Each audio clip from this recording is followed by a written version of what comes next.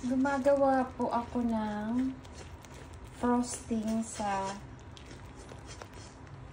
chocolate, dark chocolate ko. Yan po yung cake.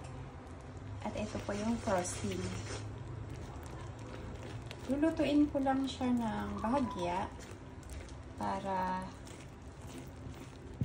gumanda yung pagka-frosting niya. So, ito po ay dark chocolate.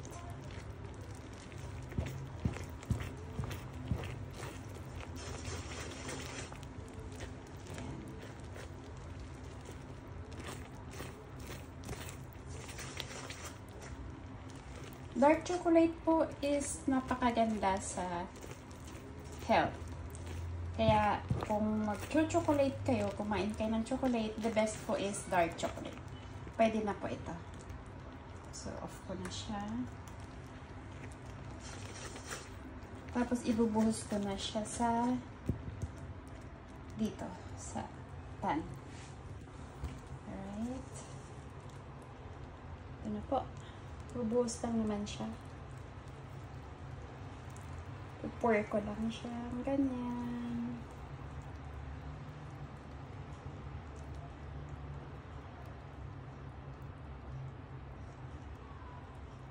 O, diba napakasarap yung tsokolate niya?